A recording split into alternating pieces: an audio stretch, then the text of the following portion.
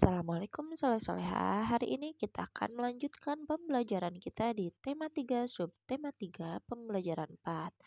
Sebelum pembelajaran dimulai, mari kita awali dengan mengucap Bismillahirrahmanirrahim. Kita mulai dengan bahasa Indonesia. Kita kembali mengulas tentang iklan ya. Nah, ketika kita melihat iklan, tentunya kita akan memperhatikan iklan itu bagus atau tidak, menarik atau tidak, membuat kita ingin membeli produknya atau tidak. Jadi iklan yang menarik itu akan mempengaruhi produk secara keseluruhan, mempengaruhi penjualannya ya. Kalau iklannya menarik tentu penjualannya akan tinggi dan dia akan laris manis. Nah, pembuatan iklan baik pada media cetak maupun media elektronik itu sangat membutuhkan kreativitas. Kreativitas inilah yang akan membuat atau menentukan iklan ini menarik atau tidak.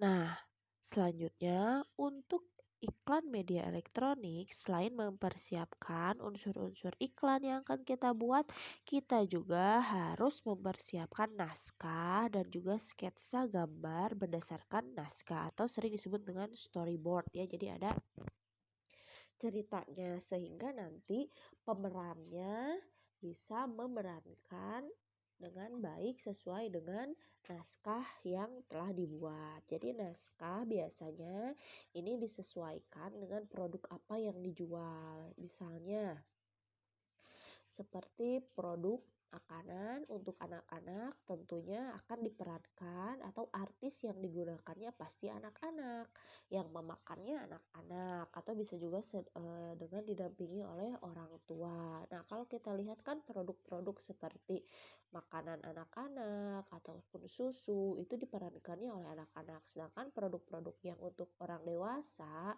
misalnya seperti obat-obatan itu pasti diperankannya atau artis yang digunakannya pasti orang dewasa juga kayak gitu ya. Jadi ada naskahnya, ada ceritanya dan juga ada pemerannya. Selanjutnya penyakit pada organ pencernaan. Nah, minggu-minggu kemarin kan kita sudah membahas ya, saja ulas sedikit bahwa organ-organ pencernaan kita ternyata bisa mengalami gangguan dan gangguan itu bisa disebabkan oleh bakteri pada makanan yang kurang bersih. Contoh penyakit yang bisa menyerang organ pencernaan kita yaitu mah, ulkus, dan kolik. Nah, kolik ini sama seperti mah ya, menyerang lambung. Selanjutnya ada diare dan juga sembelit. Dia menyerang usus halus ataupun usus besar. Dan penyebab penyakit organ pencernaan bisa berupa bakteri, virus, ataupun kekurangan serat dan vitamin. Jadi kebersihan makanan, jenis makanan itu akan menentukan kesehatan pada organ pencernaan kita. Jadi jangan disepelekan ya, karena perut kita itu tergantung apa yang kita makan. Dan biasanya perut itu adalah sumber dari berbagai penyakit yang diakibatkan karena kita tidak bisa memilah dan memilih makanan yang kita makan. Jadi harus benar-benar bergizi, bersih, dan tempat makannya pun harus bersih.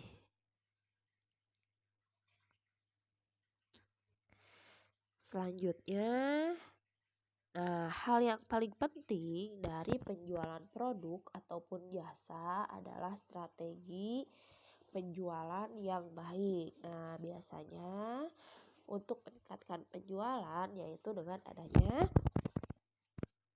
promosi ataupun iklan. Nah, promosi ini bisa digunakan dengan iklan ya. Nah, untuk bisa menjangkau konsumen yang lebih luas, iklan bisa ditayangkan di media elektronik seperti televisi. Itu sangat menjangkau, bisa dibilang ke seluruh pelosok Indonesia ya, bagi yang memiliki televisi ataupun radio juga bisa. Nah, berikut langkah-langkah yang perlu dipersiapkan dalam membuat iklan pada media elektronik. Yang pertama, Memeriksa kembali naskah iklan yang dibuat, kemudian menyiapkan perlengkapan pendukung iklan sesuai naskah yang dibuat. Jadi ini seperti propertinya ya kalau ditarik. Kemudian menyiapkan para pemeran yang sesuai dengan tokoh-tokoh pada naskah dan berlatih dengan naskah yang telah dibuat. Jadi pastinya setiap pemeran ataupun artis-artis itu pasti dia latihan dulu sebelum nanti di video atau sebelum di shoot ya. Sebelum syuting lah istilahnya gitu. Nah, tujuan setiap iklan adalah yang pasti adalah mempengaruhi penonton supaya mau membeli produk atau jasa yang ditawarkan. Kembali lagi, inti dari iklan adalah mempengaruhi penonton ataupun masyarakat supaya membeli produk atau menggunakan jasa yang ia iklankan. Nah, tapi jika penontonnya kurang berminat untuk membeli barang ataupun jasa yang ditawarkan, berarti otomatis iklan tersebut bisa dikatakan belum berfungsi dengan baik karena belum bisa mempengaruhi konsumen ataupun masyarakat. Ya, jadi iklan yang dikatakan bagus bagaimana? Iklan yang bisa mempengaruhi para pembeli supaya mau membeli produk yang kita iklankan. Itu iklan yang bagus gitu. Nah, selanjutnya materi tentang batik lagi ya. Batik ini seperti yang kita tahu adalah ciri khasnya orang Indonesia. Nah, ada dua jenis batik ya, soleh-soleha. Yang pertama batik tradisional dan yang kedua adalah batik modern. Ciri-cirinya bagaimana? Tentunya berbeda. Kalau ciri-ciri batik tradisional yang pertama coraknya memiliki makna simbolik.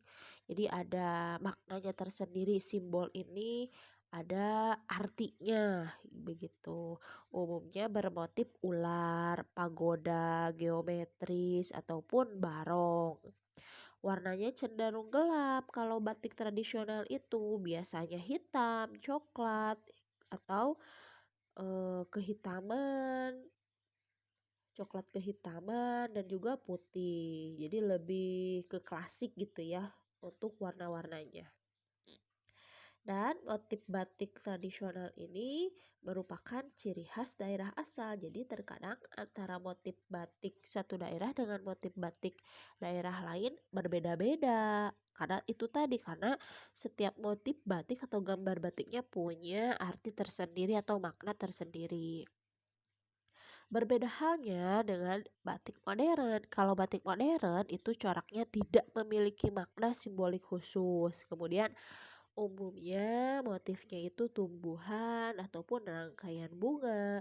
Warnanya juga cenderung bebas, misalnya biru, merah, ungu, pink. Ya, kalau kita lihat batik-batik sekarang itu sangat beragam warnanya. Tapi kalau kita lihat batik yang tradisional, pasti warnanya nggak jauh dari hitam, coklat, putih. Nah, motif batik pada batik modern ini bukan merupakan ciri khas dari daerah asal. Jadi kalau kalian mau bikin batik, berarti batik yang kalian buat itu adalah batik modern karena kalau kalian membuat motif batiknya itu bebas atau asal-asalan, jadi itu bisa dijadikan batik modern. Tapi kalau kalian coraknya ataupun motif yang kalian buat mengikuti yang sudah ada, berarti itu bisa dikatakan batik tradisional. Banyak ya motif-motif batik tradisional. Selanjutnya, sebentar, ini ada gangguan. Nah, selanjutnya, nah ini contoh batik tradisional ya. Nah, ini batik modern lebih berwarna. Jadi setiap ada warna-warna tertentu. Kalau batik tradisional full aja warnanya coklat, hitam atau krem kayak gitu. Sedangkan kalau batik modern warnanya lebih mencolok atau lebih agak ada yang terangnya gitu. Nah, sekarang teknik pembuatan batik. Ada beberapa teknik pembuatan batik ya.